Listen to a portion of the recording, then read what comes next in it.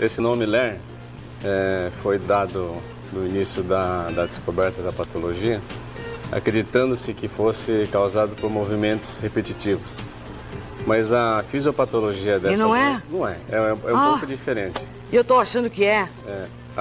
O que acontece é o seguinte, nosso corpo é projetado para trabalhar em flexão, principalmente.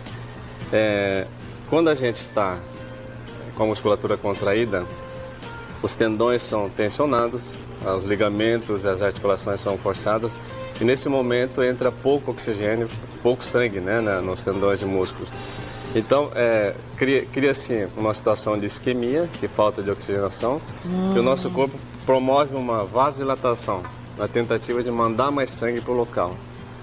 Mas não é esse o problema, é simplesmente o sangue não está conseguindo entrar na musculatura, não está conseguindo entrar nos tendões, e não por uma falta de sangue no local, mas pela contração da musculatura. É isso que causa LER. Aí, no próximo passo, quando o paciente fica em repouso, esse sangue entra em abundância na musculatura e nos tendões, aí causa um inchaço, o edema, que pode no dia seguinte acontecer de novo, e a pessoa já começa a trabalhar nessa situação, e a persistência desse inchaço, desse edema, vai criar um processo de formação de cicatriz, é o que caracteriza a doença, que é a dor.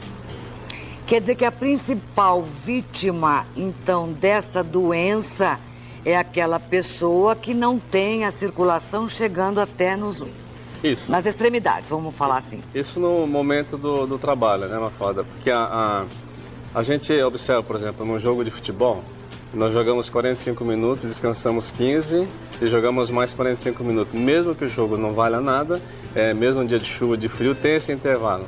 E esse intervalo é para oxigenar o tecido. Tá?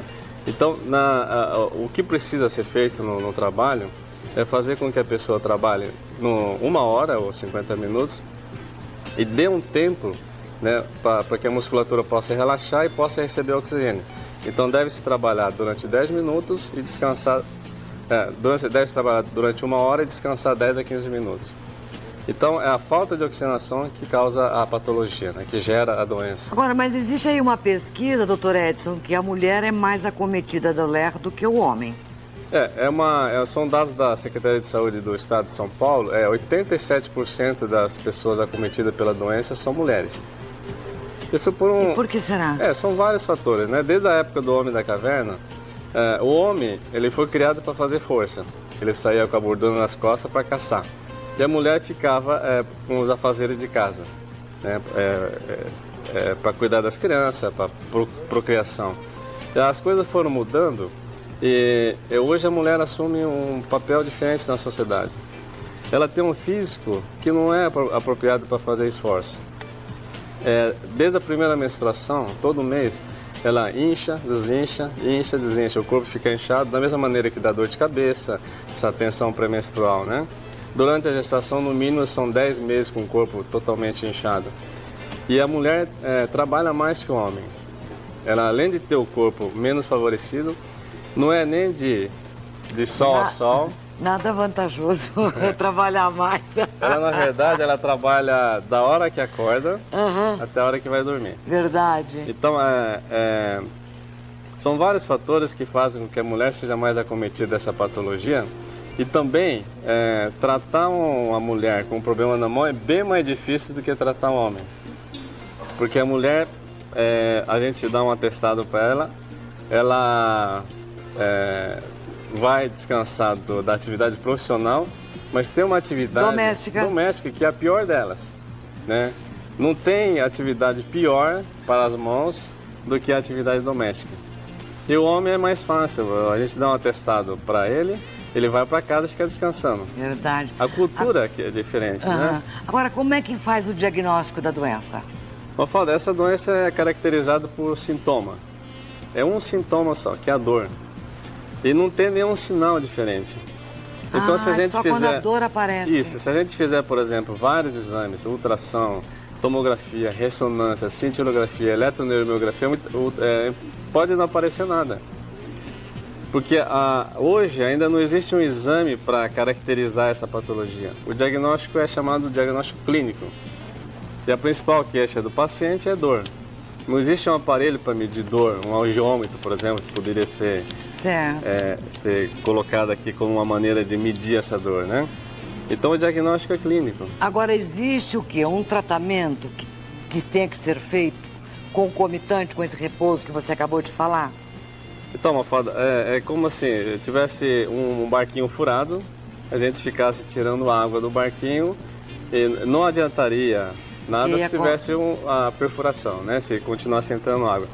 A primeira coisa que se deve fazer, mesmo no início dos sintomas, é afastar a paciente, né? Da causa dela, que é o trabalho. Senão não adianta você dar medicamento, não adianta fazer fisioterapia, enquanto você cuida das consequências, o fator gerador da doença está presente. Então sempre procurar afastar da atividade e fazer o tratamento necessário, que são os sintomas caracterizados principalmente pela dor, né? E é possível chegar ao estágio de cura, de não ter mais dor?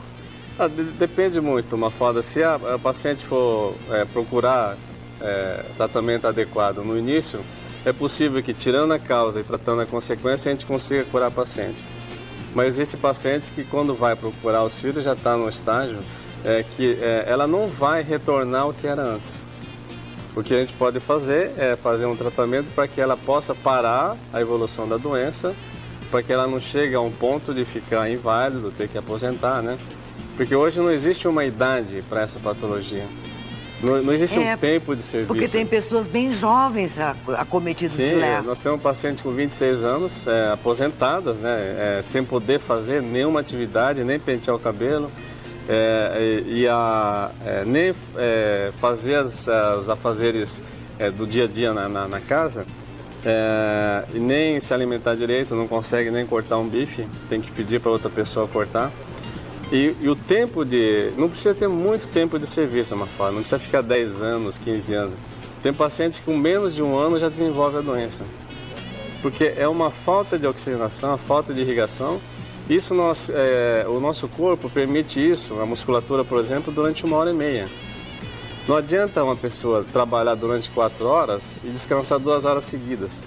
Tem que, a cada hora de trabalho, pelo menos uns 10 minutos de descanso, para que possa receber oxigênio. Senão começa esse processo de isquemia que vai gerar essa patologia, né? Então, o melhor tratamento para essa patologia, na verdade, é a prevenção. É aquela história do melhor... não é a boa defesa, né? A boa defesa é o melhor ataque, né?